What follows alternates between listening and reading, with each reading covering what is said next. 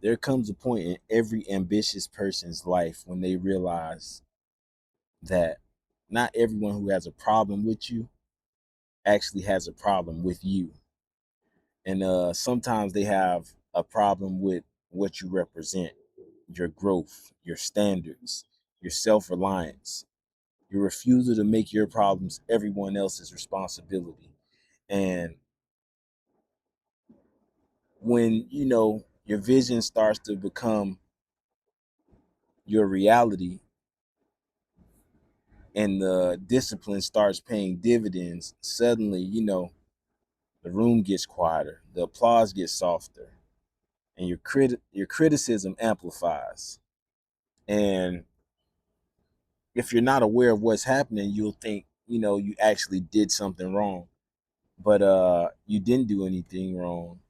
And it's actually how you were perceived was wrong. And you simply reach a level where, your progress has become impossible to ignore. And that is a very pivotal moment in every ambitious person's life. So, we're going to get right into it.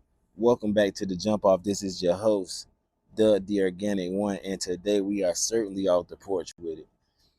And today's conversation is about, the principles that separate performers from legends. And I believe that's value over volume. And most people spend their lives trying to be heard. The exceptional spend their lives becoming undeniable.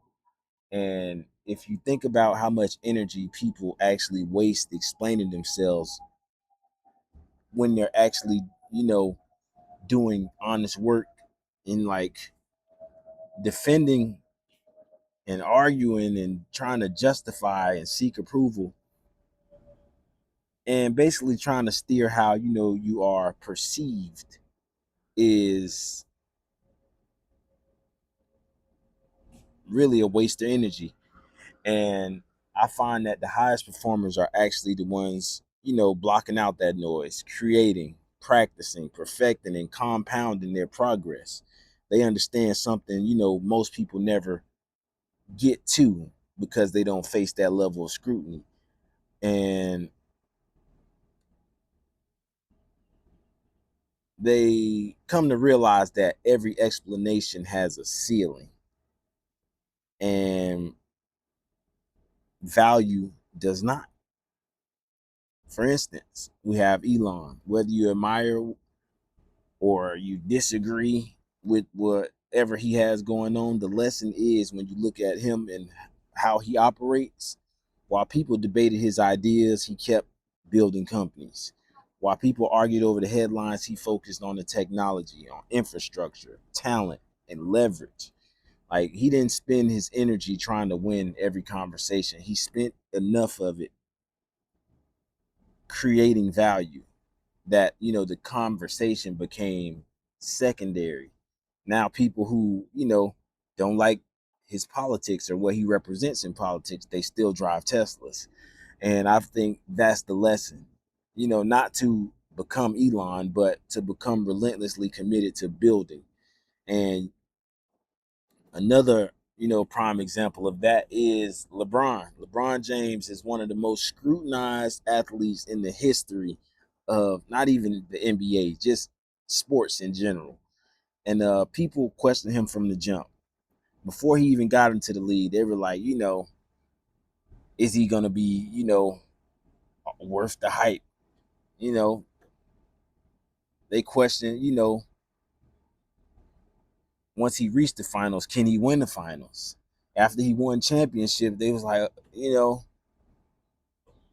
never stopped. Like after earning MVPs, after he became the all-time NBA leading scorer, every milestone simply created a new standard for him. And that's simply what happens when have excellence as a standard. And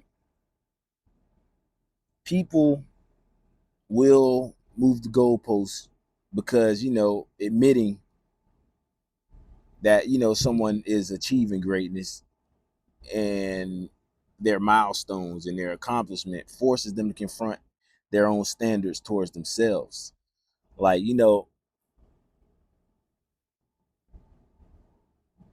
LeBron never, had the response of,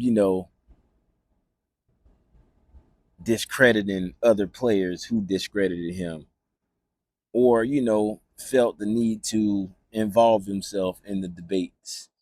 It was all production, year after year, adjustment after adjustment, season after season. He mastered the game on his own terms while letting the results speak louder than opinions. And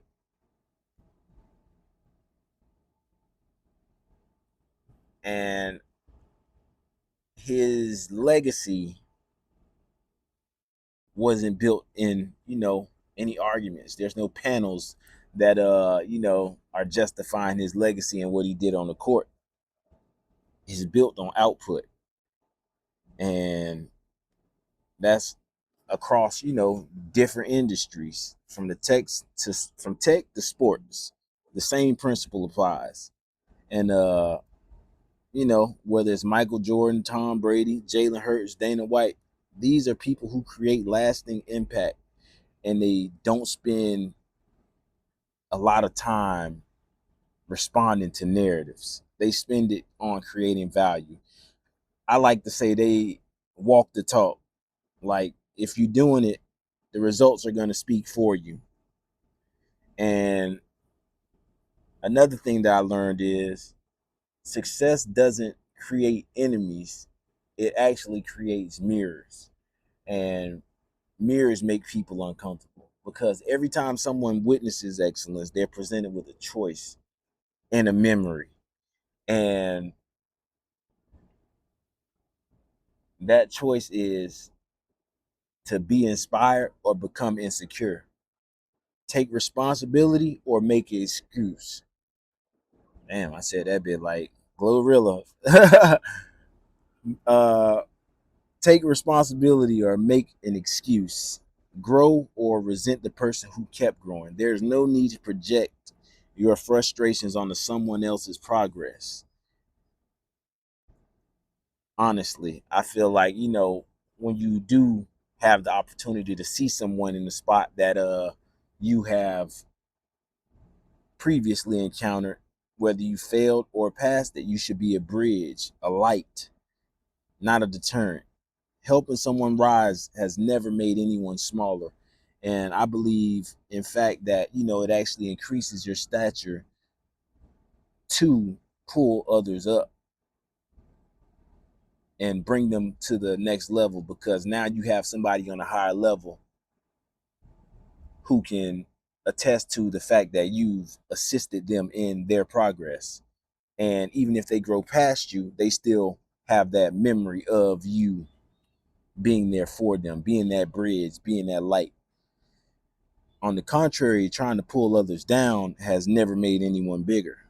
Like, it actually coddles and deepens the weakness of an individual. It actually exposes the character and insecurities. And this becomes even more important when you're building, because, yeah, no, it comes more important when you're building, a brand, a community, a movement, legacy. Eventually, someone will tell you that, you've changed, and maybe that's the case, or maybe you've simply outgrown the version of yourself that they limited you to. And growth changes dynamics, success changes expectation, excellence changes relationships.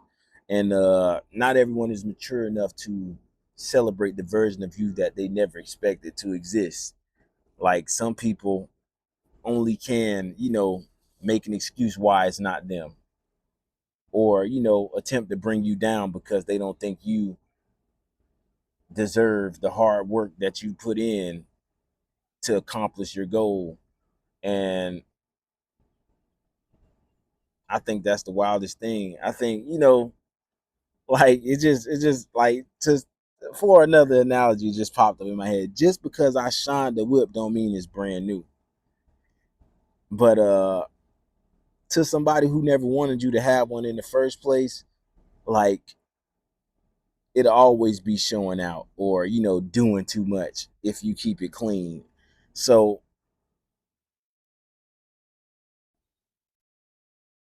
keep shining. Like however it go, whatever it is, whatever your vehicle is, whether it be media, business, whatever it is, keep shining. And I think a lot of people who are, becoming successful or, are figuring out that path or early in that journey, the biggest mistake these people make is not being confident or arrogant, is being or succumbing to the pressure and becoming smaller, dimming their light, lowering their standards, and ultimately reducing their ambition, playing beneath their potential. And the world doesn't benefit from, people being smaller. It doesn't benefit when excellence hides. It grows and thrives when people who are doing excellent things operate in their full capacity while staying grounded. Grounded and shrinking are very different things. But don't shrink. Execution is louder than any explanation you can ever give. So do that. Your value would always outlast the, attention that is very fleeting, especially in the times of today. So, closing message, remember, attention is fleeting, opinions change, narratives come and go, value compounds. So don't chase the applause, don't chase the noise. Keep building, keep executing, and repeat the process. Because when your ambition and excellence makes people uncomfortable, that's not for you to carry. That's their reflection. That's their bad memory. So